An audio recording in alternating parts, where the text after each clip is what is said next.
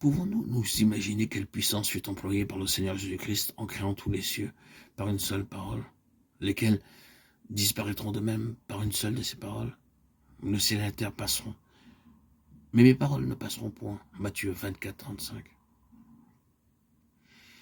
Nous voyons que par une seule parole du Seigneur Jésus-Christ, les cieux furent créés. Il est l'alpha et l'oméga, il est le commencement et la fin. Toutes choses ont été créées par lui, et tous les cieux sont maintenus en existence par sa puissante parole.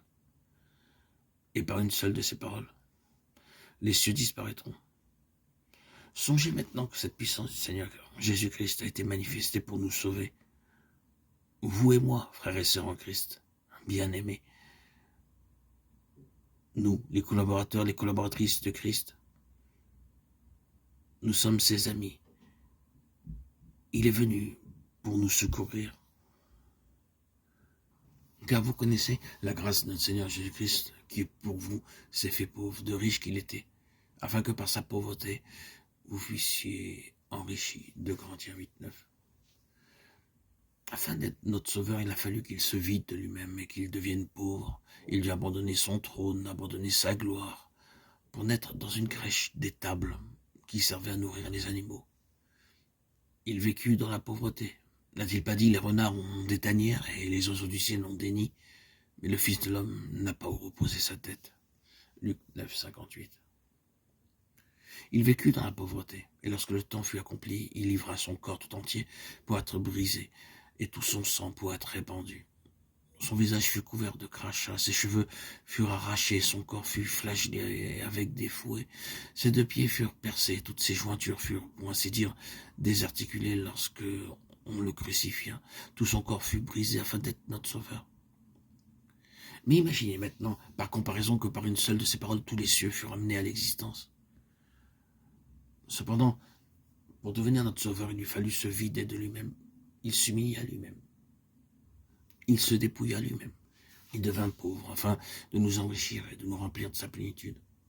C'est la raison pour laquelle un seul croyant a plus de prix aux yeux de Dieu que tous les anges. C'est aussi pourquoi il désire que nous soyons ses collaborateurs. Nous devons apprendre à prier dans la pleine connaissance de la volonté de Dieu pour être ses collaborateurs et non pas tourner autour de nos propres besoins. Après que l'Éternel lui a adressé ces paroles à Job, il dit à Eliphaz de Théman, « Ma colère est enflammée contre toi et contre tes 2 amis parce que vous n'avez pas parlé de moi avec droiture comme l'a fait mon serviteur Job. Prenez maintenant 7 taureaux et 7 béliers, allez auprès de mon serviteur Job et offrez pour vous un holocauste. Job, mon serviteur, priera pour vous.